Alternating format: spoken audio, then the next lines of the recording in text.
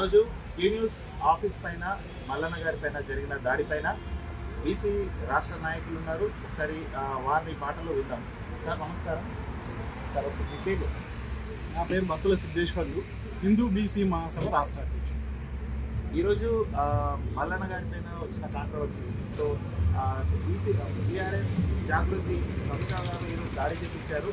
ఆ దాడికి వాళ్ళు చెప్పిన కారణం ఏంటంటే బీసీలకు కవితకు మంచం పొత్తుందా కంచం పొత్తుందా అనే వర్డ్లే వాళ్ళు తప్పు పడుతూ ఉన్నారు. చారిత్రకంగా చూస్తే ఎస్సీ ఎస్టీ బీసీ మైనారిటీల మధ్య 3000 సంవత్సరాల క్రితం రక్త సంబంధాలు ఉన్నాయి. అగ్రకులాలతోటి అంటే బ్రాహ్మణ క్షత్రియ వైశ్యులతోటి 3000 సంవత్సరాల క్రితం కూడా మాకు సంబంధాలు. ఎందుకనంటే ఆర్యులు విదేశాల నుంచి వచ్చి బ్రాహ్మణ క్షత్రియ వైశ్యులుగా ఇక్కడ మారిండు కనుక ఇక్కడ దొరలు అంటే వెలమ దొరలు అంటే వాళ్ళు క్షత్రియ కథకు వస్తుంది. కాబట్టి జనరల్గా ఒక సైద్ధాంతికంగా లేదా ఉపన్యాసంలోనూ రాయడంలోనూ మాకు మీకు రక్త సంబంధాలు లేవు, బంధుత్వం లేదు అని చెప్పడానికి కంచం పొత్తు లేదు, మంచం పొత్తు లేదు, అంటే కలిసి భోజనం చేయము, మా బిడ్డను మీకు ఇయ్యము, మీ బిడ్డను మాకివ్వరు అనేది దీనికి సింబాలిక్.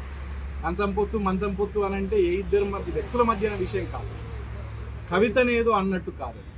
కవితకు సంబంధించిన కులానికి అంటే వెలమ కులానికి ఇక్కడున్న బీసీ కులాలకు 3000 సంవత్సరాల క్రితం కానీ ఈనాటికి కానీ మాకు వివాహ సంబంధాలు లేవు అని చెప్పదు. మన గూడ అంజయ్య ఆంధ్ర తెలంగాణ ఉద్యమం నడిచినప్పుడు నువ్వు అయ్యోడివా మా అవ్వోడివా అని చెప్పేసి పాట రాసి, అట్లనే జనరల్గా ఏమనుకుంటామంటే ఏడన్నా పంచాయతీ వచ్చినప్పుడు ఎవడరా నువ్వు నా కులపోడివా తలపోడివా అని అనుకుంటావు.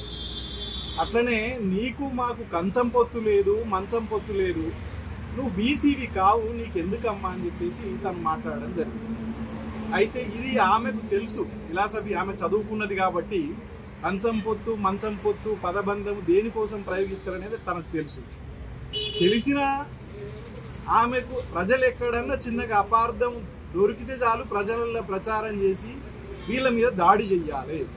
ఆ దాడి ఏంటి, రాజకీయ దాడి అయితే మంచిది, కానీ భౌతిక దాడి చెయ్యాలి అనే ఉద్దేశంతో దాంట్లో అపార్థం లేకున్నా తనకు తెలిసిన ఎవరైతే అపార్థం చేసుకుంటారో వాళ్ళని రెచ్చగొట్టడానికి ఇట్లా అంటాడా, ఒక అమ్మాయిని మంచం పొత్తు అంటాడా. అమ్మాయి ఇప్పుడు అమ్మాయి అంటే మా చెల్లె ఉన్నది నా బిడ్డని ఇవ్వాలని అంటారు. అంటే మా చెల్లెకి ఇస్తారా, ఏమన్నా ఆడోళ్ళకి ఆడోళ్ళని ఇస్తారా? చెల్లె కాదు కదా, చెల్లె కొడుకు ఇస్తారు. కాబట్టి పక్కనికి ఏముంటుంది, ఆమె చెల్లెకి ఇస్తావా ఆడమే ఆడమే అని అంటే దానికి ఏం అర్థం ఉంటుంది. అందుకని మాటలలో అంతరార్థాన్ని గ్రహించలేని మా బీసీ సోదరులతోటే మా ఎస్సీ ఎస్టీ సోదరులతోటే మా అసలైన సమస్య. వీళ్ళకేమో అర్థం కాదు, ఆమె అవకాశం ఎప్పుడు దొరుకుతుందా, అపార్థానికి కావాల్సిన పదం ఎప్పుడు దొరుకుతుందా దాడి చేద్దాము అనే కాచుకొని కూర్చున్న పరిస్థితి.